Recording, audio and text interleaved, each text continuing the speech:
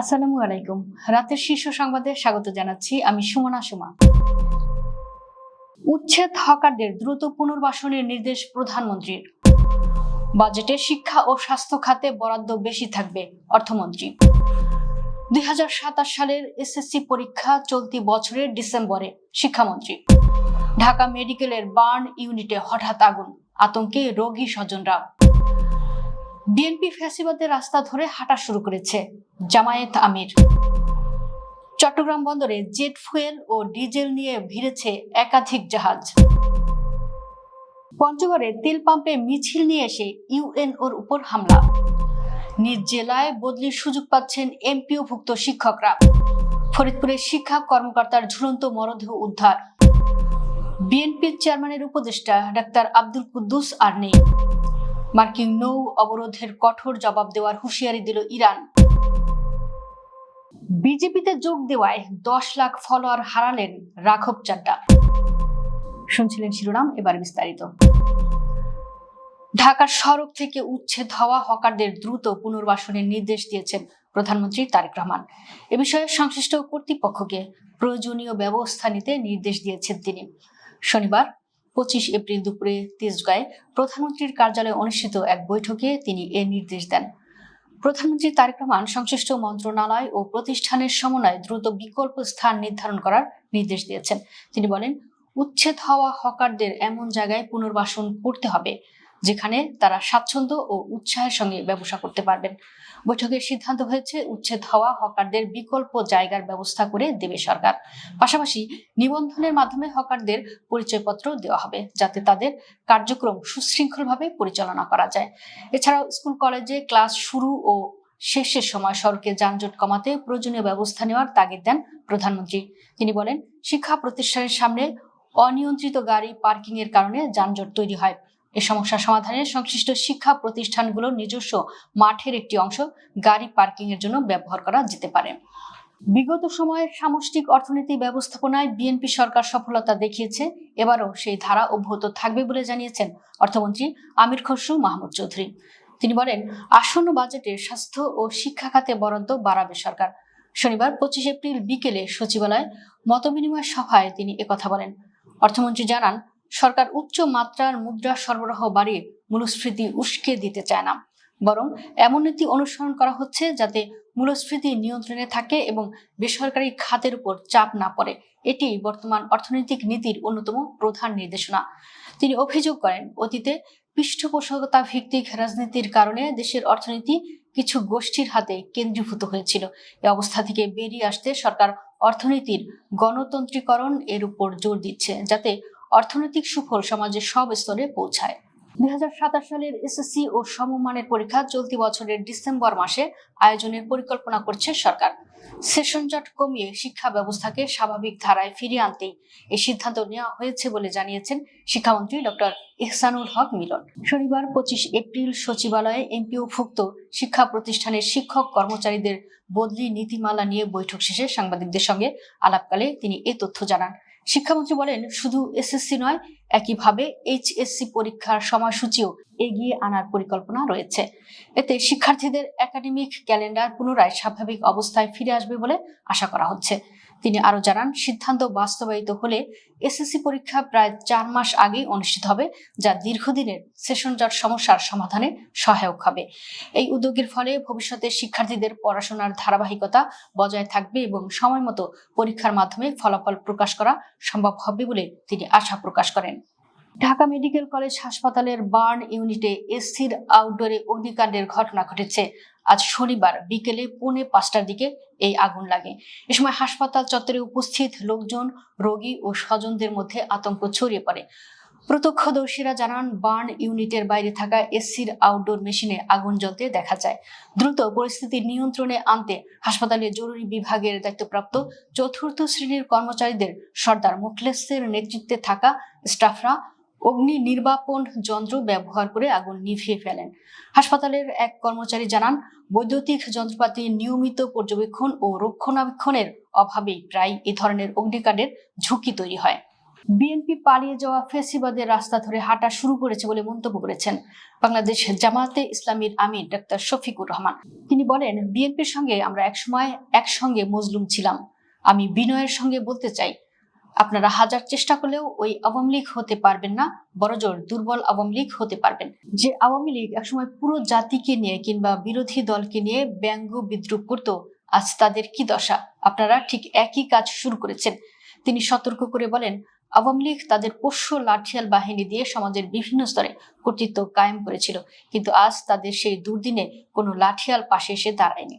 শনিবার সোহরাওয়ার্দী উদ্যানে জামাত ইসলামী আয়োজিত সমাবেশে তিনি এসব কথা বলেন।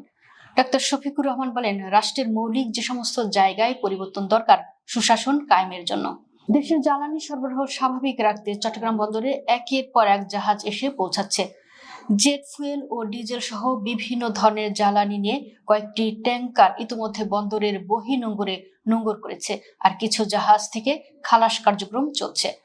বাংলাদেশ পেট্রোলিয়াম কর্পোরেশনের তথ্য অনুযায়ী দক্ষিণ কোরিয়া থেকে প্রায় 34,667 টন জেট ফুয়েল নিয়ে সিংতং 799 নামের একটি চীনা পতাকাবাহী জাহাজ শুক্রবার বিকেলে বন্দরের বহির্নোঙরে পৌঁছেছে।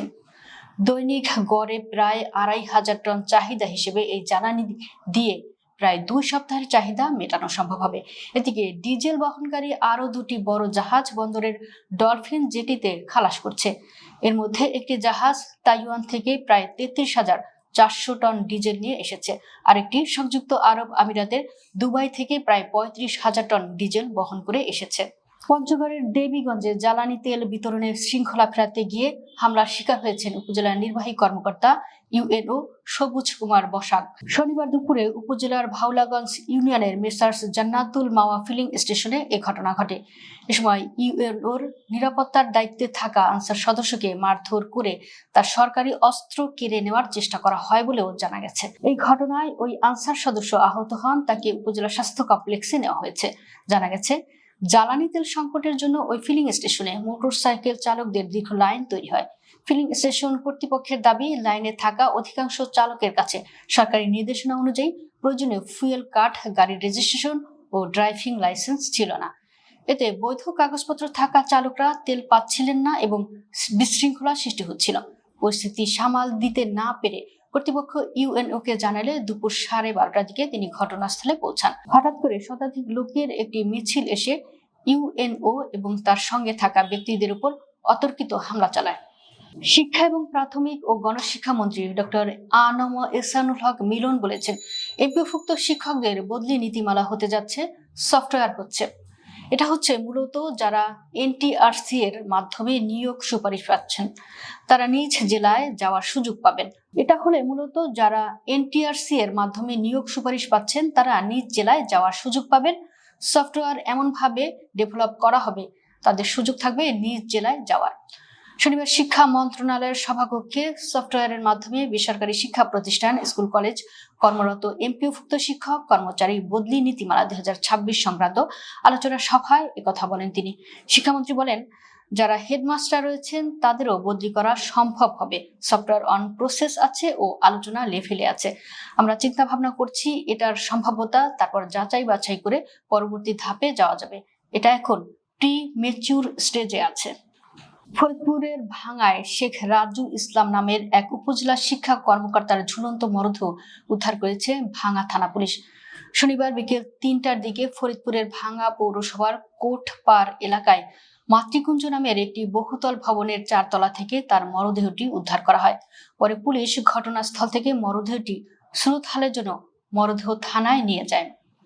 নিহত শিক্ষা কর্মকর্তা শেখ রাজু ইসলাম সাতক্ষীরার কালীগঞ্জ উপজেলার মৌতলা গ্রামের শেখ নূর ইসলামের ছেলে ও গোপালগঞ্জ সদরের উপজেলা সহকারী প্রাথমিক শিক্ষা কর্মকর্তা হিসেবে কর্মরত ছিলেন। তার সহধর্মিণী হ্যাপি আক্তার ভাঙ্গা পৌরসভার আতাদি সরকারি প্রাথমিক বিদ্যালয়ের সহকারী শিক্ষিকা। বাংলাদেশ মেডিকেল বিশ্ববিদ্যালয়ের চক্ষু বিজ্ঞান বিভাগের সাবেক শিক্ষক, প্রখ্যাত চিকিৎসক ও বিএনপির চেয়ারম্যানের উপদেষ্টা বীর মুক্তিযোদ্ধা অধ্যাপক ডাক্তার মোহাম্মদ আব্দুল কুদ্দুস মারা গেছেন। ইন্না লিল্লাহি ওয়া ইন্না ইলাইহি রাজিউন। শনিবার দুপুর 2:20 রাজধানীর ন্যাশনাল ইনস্টিটিউট অব নিউরোসায়েন্সে ও হাসপাতালে চিকিৎসাধীন অবস্থায় তিনি মারা যান। মৃত্যুর খবরটি নিশ্চিত করেছেন বিএনপির মিডিয়া সেলের সদস্য সাইরুল কবির খান। মৃত্যুকালে তার বয়স হয়েছিল ৭৬ বছর। তিনি দীর্ঘদিন ধরে হাসপাতালে নিবিড় পর্যবেক্ষণ কেন্দ্রে চিকিৎসাধীন ছিলেন। তিনি স্ত্রী, এক ছেলে, এক মেয়ে ও নাতি নাতনি সহ অসংখ্য গুণগ্রাহী রেখে গেছেন। পারিবারিক সূত্রে জানা গেছে, শনিবার বাদ আসর রাজধানীর নয়া পল্টনে বিএনপির কেন্দ্রীয় কার্যালয়ের সামনে মরহুমের প্রথম জানাজা অনুষ্ঠিত হবে। ইরানি বন্দরগুলোতে মার্কিন নৌবাহিনীর অব্যাহত অবরোধের প্রেক্ষাপটে কঠোর সামরিক জবাব দেওয়ার হুঁশিয়ারি দিয়েছে তেহরান। ইরানের আধা সরকারি তাসনিম নিউজ এজেন্সির বরাতে জানা গেছে, দেশটির খাতাম আল আম্বিয়া সেন্ট্রাল মিলিটারি কমান্ড এক বিবৃতিতে সরাসরি মার্কিন সামরিক বাহিনীকে সতর্ক করেছে। বিবৃতিতে বলা হয়েছে, আমেরিকার সেনাবাহিনী যদি এই অঞ্চলে তাদের অবরোধ, দস্যুতা এবং জলদস্যুতা অব্যাহত রাখে, তবে তারা নিশ্চিতভাবেই শক্তিশালী ইরানি সশস্ত্র বাহিনীর পক্ষ থেকে কঠোর প্রতিক্রিয়ার সম্মুখীন হবে। প্রায় ২ সপ্তাহ আগে হরমুজ প্রণালী কার্যকরভাবে বন্ধ করার প্রতিক্রিয়ায় ডোনাল্ড ট্রাম্প এই নৌ অবরোধের ঘোষণা দিয়েছিলেন। ওয়াশিংটনের পক্ষ থেকে তেহরানকে একটি শান্তি চুক্তিতে বাধ্য করার উদ্দেশ্যে এই পদক্ষেপ নেওয়া হলেও বাস্তবে তা খুব একটা কাজে আসেনি। বরং ইরানের কর্মকর্তারা সাফ জানিয়ে দিয়েছেন, এই অবৈধ অবরোধ প্রত্যাহার না করা পর্যন্ত তারা কোনোভাবেই আলোচনা টেবিলে বসবে না। বিজেপিতে যোগ দেওয়ায় ১০ লাখ ফলোয়ার হারালেন রাঘব চাড্ডা। ভারতীয় জনতা পার্টি বিজেপি যোগ দেওয়ার মাত্র ২৪ ঘন্টার মধ্যে সামাজিক যোগাযোগ মাধ্যমে ১০ লক্ষ ফলোয়ার হারান তিনি। শুক্রবার স্থানীয় সময় দুপুর পর্যন্ত তার ইনস্টাগ্রামে ফলোয়ার সংখ্যা ছিল ১,৪৬,০০,০০০। মাত্র ২৪ ঘন্টার মধ্যে তা কমে ১,৩৫,০০,০০০ হয়ে গিয়েছে। ভারতীয় সংবাদ মাধ্যম হিন্দুস্তান টাইমসের বরাতে জানা যায়, রাঘব চাড্ডা দেশটির তরুণদের কাছে বেশ জনপ্রিয়, কিন্তু তার এই অপ্রত্যাশিত দল বদলের কাণ্ড মেনে নিতে পারছেন না জেনজিরা। ধারণা করা হচ্ছে, চাড্ডা বিজেপিতে যোগ দেওয়ার পরেই সামাজিক যোগাযোগ মাধ্যমে তাকে আনফলো করার ডাক দেওয়া হয়। সেই ডাকে সাড়া দেন জেনজিদের একাংশ। দর্শক, ভিডিওটি শেষ পর্যন্ত দেখার জন্য আপনাকে অসংখ্য ধন্যবাদ।